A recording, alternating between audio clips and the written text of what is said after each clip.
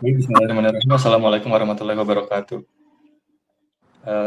Pada pertemuan kali ini, kita akan berdiskusi mengenai menenun harmoni dalam keberagaman umat di Pondok Pesantren Al-Faqih. Next, coba. Nah, kami dari kelompok 5 yang beranggotakan saya, ada Mas Muhammad Alawi, lalu ada Lina Saparia, ada Aida Pratiwi, Askonata, ada Ali Fadila, Hindia Syifa, dan Muhammad Aferos. Next.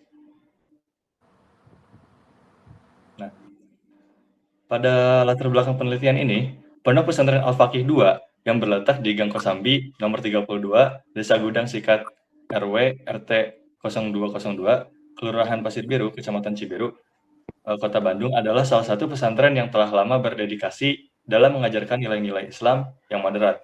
Pesantren ini tidak hanya berfokus pada pendidikan agama, tetapi juga pada pembentukan karakter santri agar mampu hidup berdampingan dengan damai di tengah masyarakat yang plural.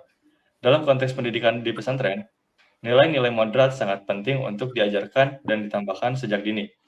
Nilai-nilai moderat mencangkup pemahaman Islam yang inklusif, toleran, dan menghargai perbedaan.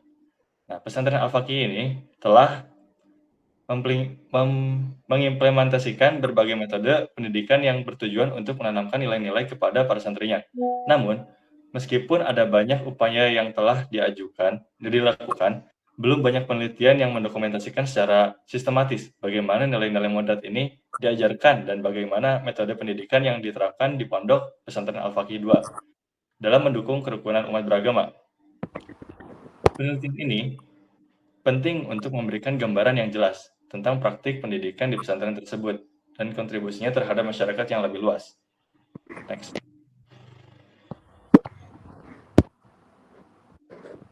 Selanjutnya ada tujuan penelitian yang akan disampaikan oleh Saudari Aida. Saya persilakan. Baik, materi selanjutnya yaitu tujuan penelitian. Penelitian ini bertujuan untuk mengidentifikasi dan menganalisis nilai-nilai moderat yang diajarkan di Pondok Pesantren Al-Faqih 2 serta metode pendidikan yang digunakan dalam menanamkan nilai-nilai tersebut. Melalui penelitian ini diharapkan dapat ditemukan pendekatan dan strategi yang efektif dalam mengajarkan nilai-nilai moderat dan kerukunan umat beragama yang dapat diadopsi oleh pesantren lain di Indonesia. Lebih lanjut, penelitian ini juga akan mengeksplorasi dampak dari pendidikan nilai-nilai moderat terhadap kehidupan serta santri setelah mereka lulus dari pesantren. Apakah nilai-nilai tersebut mampu membantu mereka berinteraksi secara positif di masyarakat yang heterogen? Apakah metode pendidikan di pesantren ini dapat menjadi model bagi lembaga pendidikan lainnya? Next. Metode penelitian ini ada 3. Yang pertama ada kualitatif, pendekatan sosiologis, teori.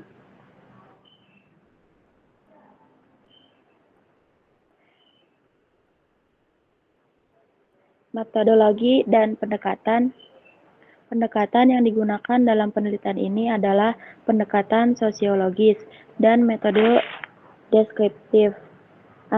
Analisis teknis pengumpulan data yang digunakan adalah studi literatur dan juga wawancara dengan jenis data kualitatif yang diperoleh dan artikel-artikel, buku, dokumen, atau literatur yang relawan tentang nilai-nilai moderat dan pendidikan kerukunan antar umat beragama di Pondok Pesantren Al-Faqih 2, Gang Kosambi, nomor 32, Desa Gudang Sikat RT atau RW 2 dan RW 2, Kelurahan Pasir Biru, Kecamatan Cibiru, Kota Bandung. Sumber Sukandar meliputi hasil observasi langsung di lapangan lokasi. Penelitian ini bersifat fleksibel, mencangkup metode studi pustaka serta observasi.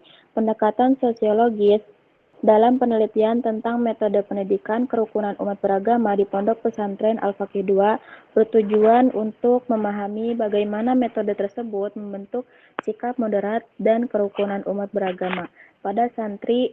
Melalui analisis ini, penelitian dapat mengeksplorasi beragama interaksi sosial dalam kegiatan belajar, mengajar, dan keseharian di pesantren mempengaruhi pembelajaran santri. Interaksi antara santri pengajar di sekitar menjadi kunci dalam penerapan nilai-nilai moderat. Saya kembalikan kepada moderator. Baik, terima kasih kepada Saudari Aida yang telah menyampaikan materinya. Selanjutnya ada landasan teoritis yang akan selanjutnya disampaikan oleh Saudara Ali Fadilah. Saya persilakan. Teori yang digunakan dalam penelitian ini adalah teori pluralisme agama menurut Nokolis Majid. Tauhid dan pluralisme. Cak Nur menafsirkan konsep tauhid keesaan Tuhan sebagai landasan untuk memahami pluralisme. Dia berpendapat bahwa pengakuan akan keesaan Tuhan juga berarti pengakuan terhadap keberagaman ciptaannya, termasuk keberagaman agama. Menurutnya pluralisme adalah bagian dari sunatullah, hukum Tuhan, yang harus diterima dan dihormati. Yang kedua ada dialog antar agama. Cak Nur sangat mendukung dialog antar agama sebagai cara untuk meningkatkan saling pengertian dan menghormati antar umat beragama. Dia percaya bahwa melalui dialog, umat beragama dapat belajar dari satu sama lain dan bekerja sama untuk memecahkan masalah-masalah kemanusiaan.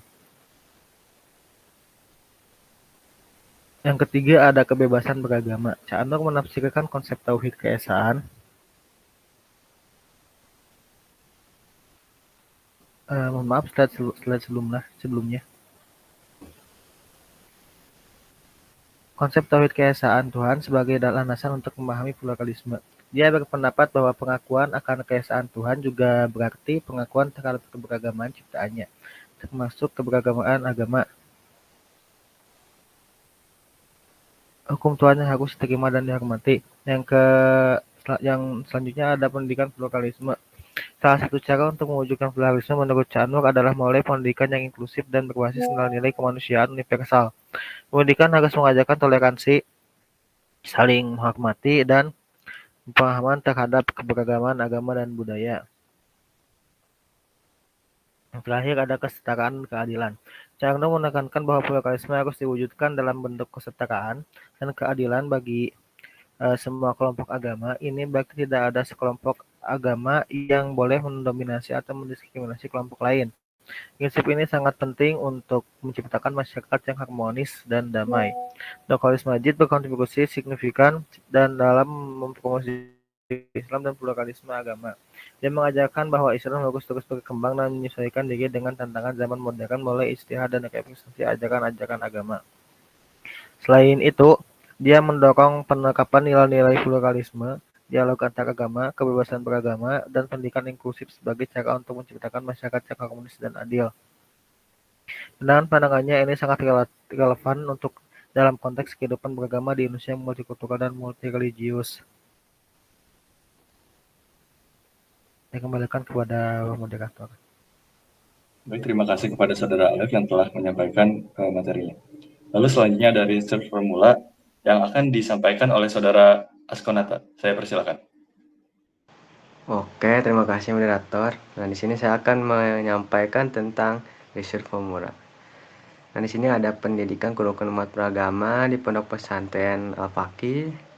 Terus juga penerapan nilai-nilai moderat dalam perspektif sirah nabawiyah, kehidupan moderat kaum Ansor dan Muhajirin, serta Piagam Madinah sebagai aktualisasi teologi pendidikan kerukunan umat beragama.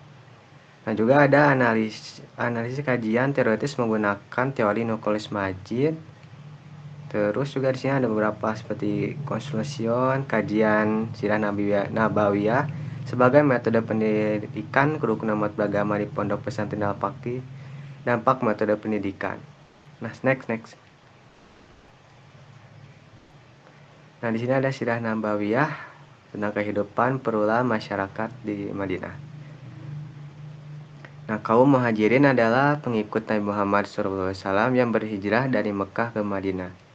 Hijrah ini terjadi karena kaum Muhajirin di Mekah menghadapi penindasan dan kekerasan dari kaum Quraisy. Nabi Muhammad SAW memerintahkan mereka untuk berhijrah agar dapat hidup dengan lebih aman dan bebas dan beribadah. Kaum Ansor adalah penduduk Madinah yang menerima dan menolong kaum Muhajirin. Mereka berasal dari dua suku besar, yaitu Aus dan Khanraj. Kaum Ansor menunjukkan sikap yang sangat dermawan dan penuh kasih sayang kepada kaum Muhajirin, membagikan rumah, harta, dan makanan mereka dengan para pendatang. Salah satu tindakan pertama yang dilakukan oleh Nabi Muhammad SAW setelah tiba di Madinah adalah mempersaudarakan kaum Muhajirin dan Ansor. Proses ini dikenal dengan istilah mu'akhad. Setiap Muhajirin disandingkan dengan seorang Ansor sebagai saudara yang bertanggung jawab untuk membantu dan mendukung satu sama lain. Nah, tindakan ini berhasil membangun ikatan yang kuat dalam solidaritas antara kelompok. Kaum Muhajirin yang telah meninggalkan harta dan keluarga mereka di Mekah sangat berterima kasih atas kebaikan kaum Ansor. Mereka memulai kehidupan baru di Madinah dengan dukungan penuh saudara-saudara Ansor mereka. Kaum Ansor hanya memberikan bantuan material, tetapi juga membantu Muhajirin menyesuaikan diri dengan kehidupan di Madinah, termasuk dalam bidang pertanian dan perdagangan. Solidaritas dan persaudaraan antara kaum Muhajirin dan Ansor menjadi fondasi bagi komunitas Muslim di Madinah. Dengan bimbingan Nabi Muhammad SAW, mereka membangun masyarakat yang adil, damai, dan saling mendukung. Masjid Nabawi yang dibangun bersama oleh Muhajirin dan Ansor menjadi pusat kegiatan religius, sosial, dan politik komunitas Muslim. Sikap saling mendukung kerjasama ini juga tercerminkan dalam Piagam Madinah, sebuah dokumen yang disusun oleh Nabi Muhammad untuk mengatur kehidupan bersama dengan komunitas di Madinah. Piagam ini tidak hanya mengatur hubungan antara kaum Muslim, tetapi juga dengan komunitas Yahudi dan suku-suku lainnya yang tinggal di Madinah.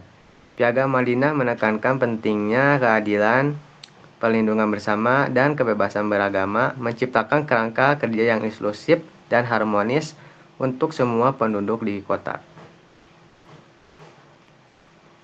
Oke, next. Ini urangkeun apa? Nah.